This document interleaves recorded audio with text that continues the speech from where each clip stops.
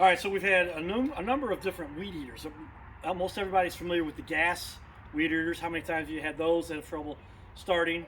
And they have the spool, which is okay, but the gas part is problematic.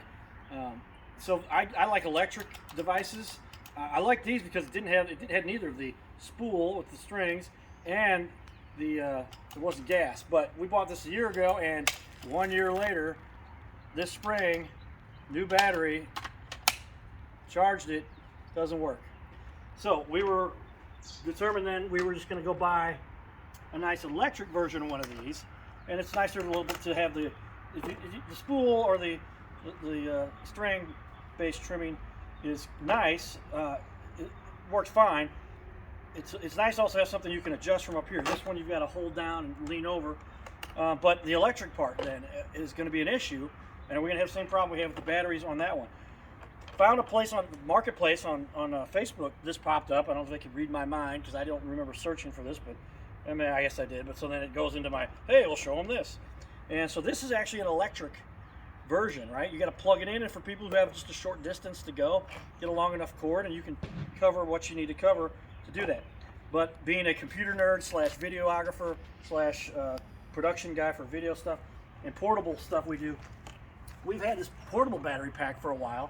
And I'll show you this. I'm going to set this. Will it stand? It's kind of neat if it does, but it doesn't. All right, so we're going to leave it right there. We'll get back to that. So if you would come over here, camera person, and please, and take a look inside. This is a camera bag, a Nikon, and we have what's called a power inverter. And a power inverter outputs like an outlet to a house. And you can see where we have a cable that's actually for one of our lights that we've used. It's a shorter extension cable, but it's long enough where it'll get us connected. So here's the cable that comes off, and it's connected to a motorcycle or jet ski battery, which is smaller but still gives it 12 volts. And so out to this will come out 400 watts. And as long as sometimes the wires as they attach here, we'll go ahead and seal this up just by closing it like this. And I'm going to put it on my shoulder. Before I do that, I'll hit the button over here to see, does it work? And look at that. And spinning away as we get enough power to this. Now, we might need to update or upgrade our inverter because this is only 400 watts. I haven't checked what the wattage is, and we just want to see if it worked. So now that we see this running, go ahead and put this on our shoulder like we would our backpack. And when we carry it, and then we'll just keep this cord. I can actually wrap this up. I got a little longer here than I may need, but I'll put it up around like this. And now we're ready to go, but we're not restricted by being in touch or in contact or plugged into a electrical outlet. So follow me along here if you would, Miss Tracy. And I think I just tapped my Best girlfriend in the whole wide world. Are you recording that? I am. Okay, good. Good. And I'm going to make sure I do have some wires on here. We got to make sure they're attached. And as we go, there we go. Okay. So let's get this thing going. And this is our version number 1. If we were to actually make some kind of a more production version of this, we get the clips and all the stuff to make it. All right, so you see we have actually trimmed a little bit on it. The machine.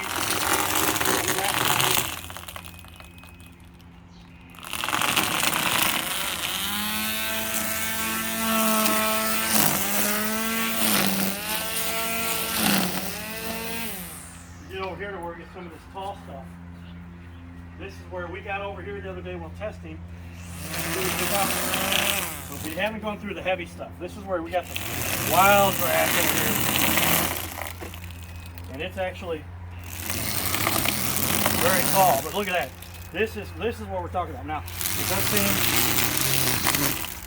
that our inverter may not have enough juice. It's probably worth it for us to grab our other inverter, which we do have it's out on our boat right now, and it does up to 1200. So it looks like we need more than the 400 because it's intermittently starting to stop, but that's really okay. What we're doing here, you don't have to have this thing running all the time when you're cutting the grass. You need that. See if we can avoid getting my. I don't want to hit my. There you go. So this will get us through the job here. The only thing that we might do is upgrade it to like probably a 600. These inverters go from anywhere from, I think this one was $35. And so at $35 plus the battery, which was another $30 or $40, we have a portable power pack. Costs about the same price as you would to get one of those batteries, but you're not dependent on the device. This thing's going to work with whatever power source I can get to it, as long as I can come up with something. I'm not depending on the factory battery, but those things get very expensive. All right, but that's all we really have for this video. We're going to continue trimming here for a little bit. Come on down, do this. And you'll see as we get done very shortly, we will end up with a fully trimmed